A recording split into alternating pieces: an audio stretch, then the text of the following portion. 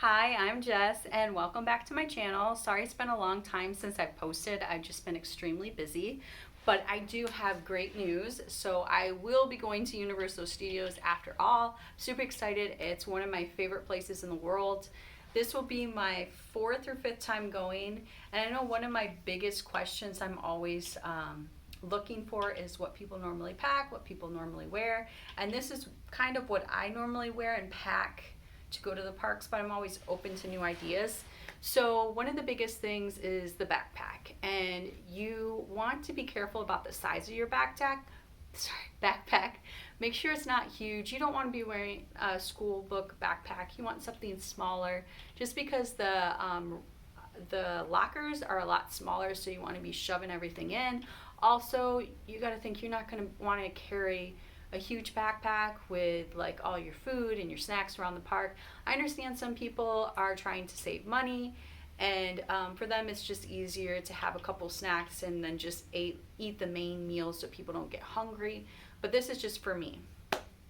So I normally use this backpack, and the reason why I use this backpack is it is a lot smaller. It came with my hiking backpack, so it's a smaller bag in front of that.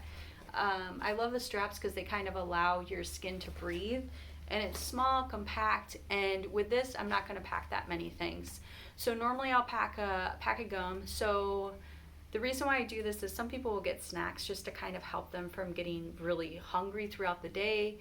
I don't really, if I'm going to be at the amusement park, I'm planning on spending money on like the big donut, the Simpsons donut, because I love it, and I can kind of eat that over a couple days. Also, like, I want to try the things in the park. I want to try the Harry Potter things, so I really don't want to bring small snacks. I would rather just have a pack of gum and chew a piece of gum. Now with gum, you also want to make sure that you're bringing the right kind. So I like the Mentos gum, and the reason is because of extreme humidity, it doesn't melt. If you notice, a lot of those stick gums will melt. The other thing is you want to bring a small thing of sunscreen. The reason why I say is don't bring the huge bottle is that's going to be extra weight on your backpack, and you're really not going to need that much sunscreen. You're going to need some top-ups. I know the last time I had gone, I had forgotten to bring sunscreen, and I could feel my shoulders burning, and the worst thing in the amusement park is to have um, get a sunburn on the first day, and then you have to go back to the parks, and then it feels even worse, and you have to wear longer sleeves just to cover up the sunburn so you're not uncomfortable. But I had spent, I want to say it was $10 to $15 on a little thing of sunscreen at one of the kiosks because I was desperate and that was the only place I could find sunscreen. So just do yourself a favor and pack a small thing of sunscreen. Also, you want to pack Motrin and motion sickness pills. And the reason why I say Motrin is it can be anywhere from your feet hurting to you have a headache to you just feel, I don't know, your hip hurts, anything. It's nice to have Motrin on hand so you're not like looking through the parks for a pain reliever that's going to be, one, it's going to be hard to find, and two, it's probably going to be overpriced, so it's just better to bring your own. The other thing is motion sickness pills. Now, again, I love Harry Potter, but the Forbidden Journey, it's just, it makes me motion sick.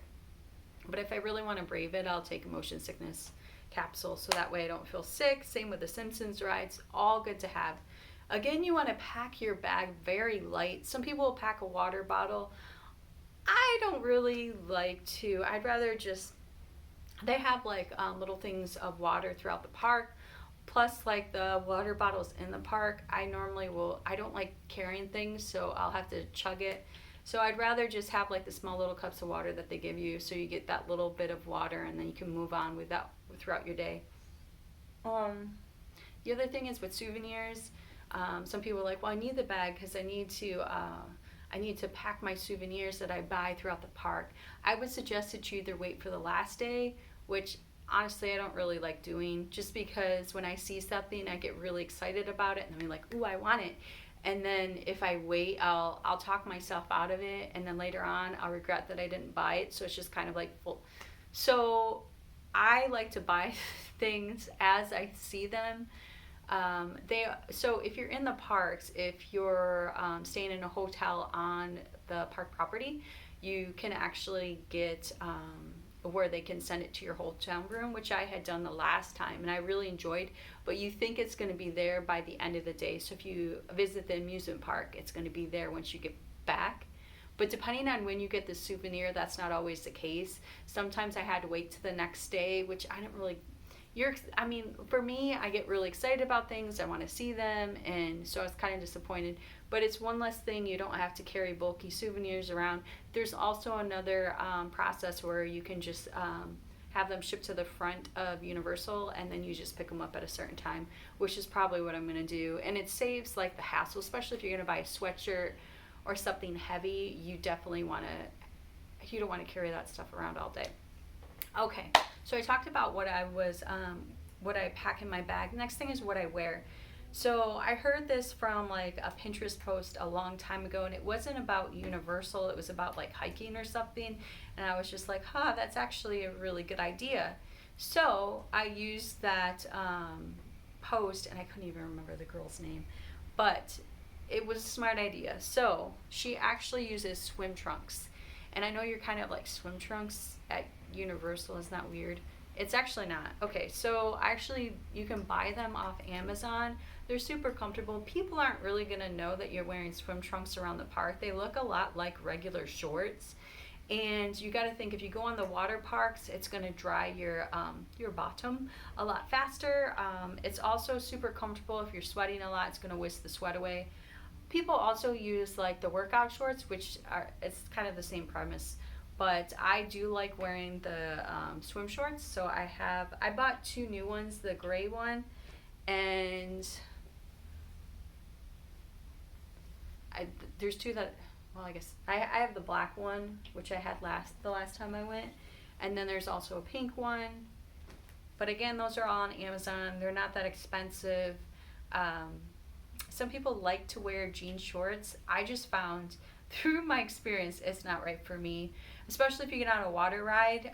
Your shorts are soaked, and then you're walking around the park with wet denim, and if any of you guys ever walked around with wet denim, there's a chance that you can chafe, which is very, very uncomfortable, not only for the day that you shave, but like the next couple days after. I would suggest that if you come across that problem and you're in the parks and you shave, hydrocortisone cream, I would put baby powder on it, and then wear bicycle shorts underneath whatever you decide to wear the next day. It's going to save you a lot of pain. But swim shorts, I'm telling you, it's a good investment. The other thing is, some people wear dresses. I'm not against wearing dresses, I've just never worn them in the parks. But based on the pictures I've seen some really cute pictures in dresses. I just don't have them to wear in the parks. So this is what I normally wear. The other thing is workout tops. So the reason why I say workout tops is workout tops, again, dry faster. I don't know if you guys are like me, but you start sweating in your cotton t-shirts or your cotton tank tops, and you have like that sweat stain down there or on the back side of your shirt, and you're just gross, and you're trying to hold your arms down because you don't want people to see your sweat stains, because not everybody sweats, which of course is a lie. Everybody does, but you don't want to feel disgusting. So workout shirts, I normally get the tank top, and I'll wear like a sports bra underneath. And I just get, again, these are off Amazon, super easy. Just with these, I would wear light colors, and the reason why I say this is I got a pack of 3 of these. One of these is really like a dark gray, and I felt myself overheating with that, but with this one I was fine. I also tried buying these ones this year, which have a little bit more breathing room. I don't know if you can kind of see. The only thing is with that is you kind of see your sports bra, and it's not very forgiving in the stomach area, so I'm not sure if I'm going to wear that. But these are very comfortable. Wear this with sports bra, you can't really go wrong. But that's normally what I pack. And then the other thing is shoes. So you got to think you're going to be walking 6 to 10 miles throughout the park, throughout the day. And you think you won't, but if you have a Garmin, track your steps. I'm telling you, it's like at least 6 miles every day. You don't want to be wearing those cute flip-flops with the bejeweled sandals on there. No. Or the flat flip-flops. No. Don't wear those. Your feet are going to hurt, and then it's going to hurt to walk on them. And then the only way you're going to not be uncomfortable is if you rest them. So you're gonna lose out in a day. So you want to get shoes that are very comfortable. Now, in saying that, I have these sandals, super cute, super comfortable, not amusement park friendly. They rub here. So this is stuff that you kind of want to figure out before you leave, just so you're not in the park and then you've been walking for like an hour and be like, oh God, why does my foot hurt? You also want to bring Band-Aids. And the reason why I do that is you can think you have the perfect thing and you go in and out of these shoes, you wear them everywhere and you never had any issues, and you have issues with them in the park, because you got to also think the humidity and the friction. So I know some people are just going to be like, but Skechers, like the walking Skechers, are super comfortable for long periods of time. And I know they kind of like get a bad rap because they're like, oh, old people wear them. Super comfortable. The other thing is, with the water rides, you want shoes like this, where if it gets wet, it's going to dry out. Also, like for the roller coasters, you want the strap, so that way you're not squeezing your toes together, or you have to take your shoes off before you get in the ride.